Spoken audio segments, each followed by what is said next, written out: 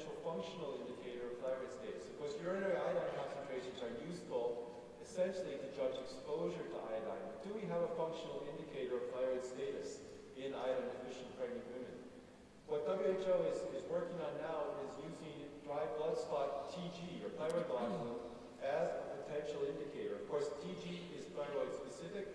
In iodine-sufficient individuals, only small amounts of TG are secreted into the circulation, and usually serum values are less than 10 micrograms per liter. But in areas of iodine deficiency, serum TG increases because of greater thyroid cell mass and higher stimulation by TSH. And it's been shown in both industrialized and developing countries that TG correlates much more closely with iodine intake as judged by UI than either TSH or thyroid hormone concentrations.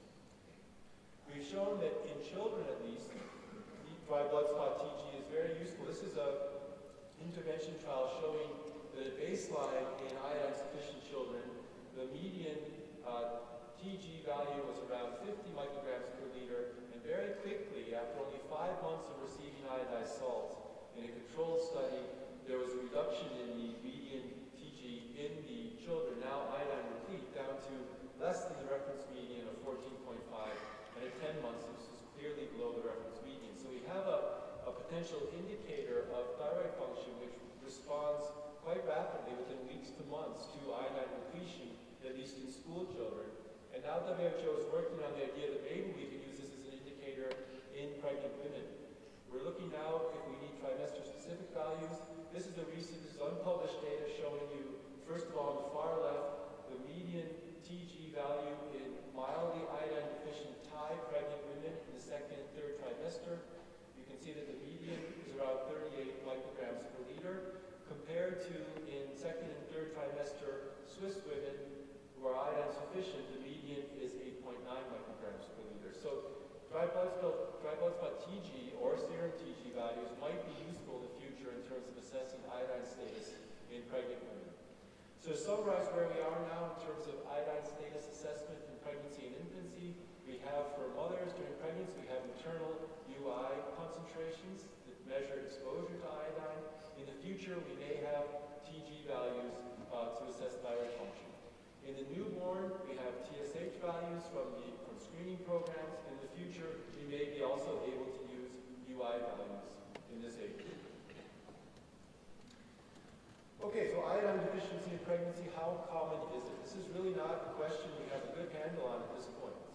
We have made enormous progress around the world using iodized salt programs toward controlling iodine deficiency. And this shows you the latest data from 2007 from UNICEF, showing you that 34 countries that were previously iodine deficient have now reached the target of adequate coverage of the population with well-iodized salt.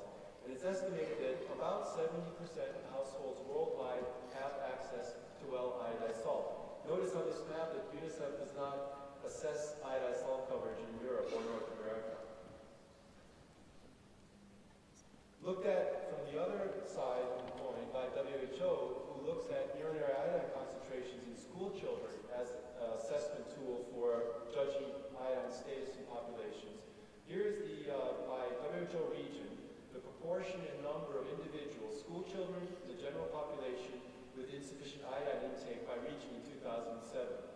And so this is based on median UI less than 100 microgram per liter.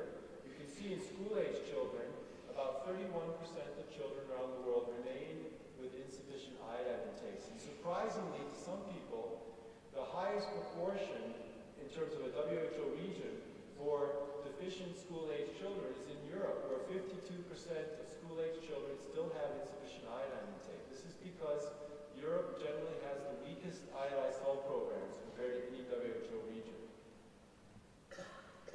Now there is some progress. This shows you the change in the prevalence of insufficient iodine intake. In the box shows you the European region. You can see that between 2003 and 2007, there was progress. There was a reduction in the prevalence of insufficient iodine intake in children in Europe from 60% to about 52%. So we are making slow progress. Now, the question, do we have a prevalence for iodine deficiency in pregnant women around the world? One of the consensus conclusions from the pregnancy see consultation